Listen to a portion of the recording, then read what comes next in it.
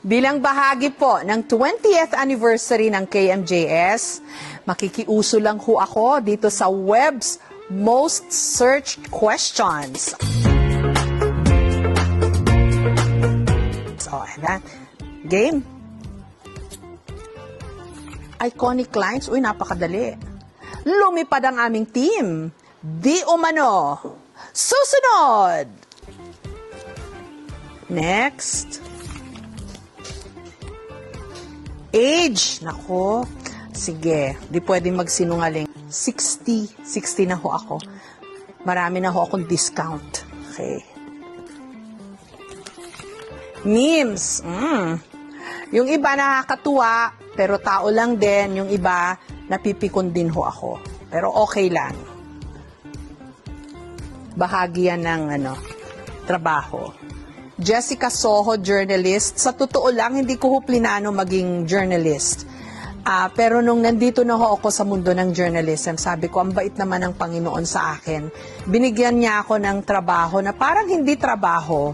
At itinuturing ko hong napakalaking pribilehyo at karangalan na narito po ako, instrumento para maihatid po ang kwento nating mga Pilipino. Dahil sa totoo lang po, kahit marami ho tayong problema, marami ring problema sa buong mundo, ang babait ho natin na re-realize ko ho yan pag nag-abroad ako.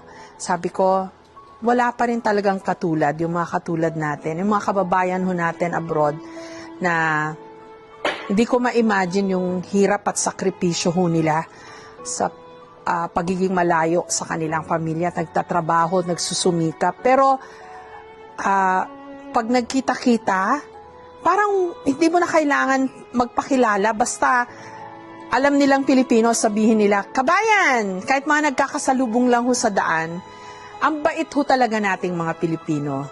Naniniwala ako na basta patuloy lang ho tayong lumaban at magsumikap. Kahit anumang hadlang, kahit anong problema, malalagpasan ho natin. Kasi likas sa atin ang pagiging mabuti at pagiging matulungin sa ating kapwa. Totoo ho yung salitang bayanihan. Tamang-tama, akmang-akma ho para sa ating lahi. Diyos ko, net worth. Isa ho sa mga hindi natin dapat pinagkukwentuhan kung magkanong pera natin, ano na mga net worth ng bawat isa sa atin. Kasi hindi ho magandang pinag-uusapan ng pera. Di ho ba sabi nila, kung gusto mong magkaroon ng kaaway, sige, magkwentuhan kayo tungkol sa kung magkano ang net worth ng bawat isa. So, may mga bagay na sikreto na lang kasi hindi ho tamang pinag-uusapan. So, yung mga nababasa nyo ho na net worth ko raw, mga ganon, huwag ho kayo maniwala doon. Kasi hindi ko ho ipinagkakalat kung magkano ho ang pera ko.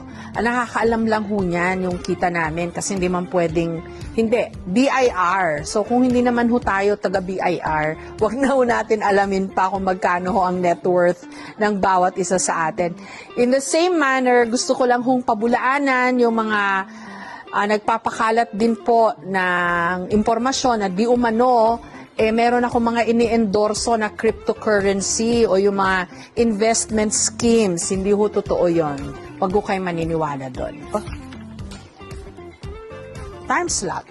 8:20 po, tuwing linggo ng gabi, manood ho kayo ng KMJS.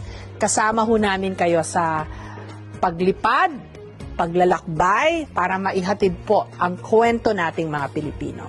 Mapapanood nyo rin po ang KMJS through live streaming. So, 8:20 po ng gabi, tuwing linggo. Sama ho kayo sa aming paglipad at paglalakbay.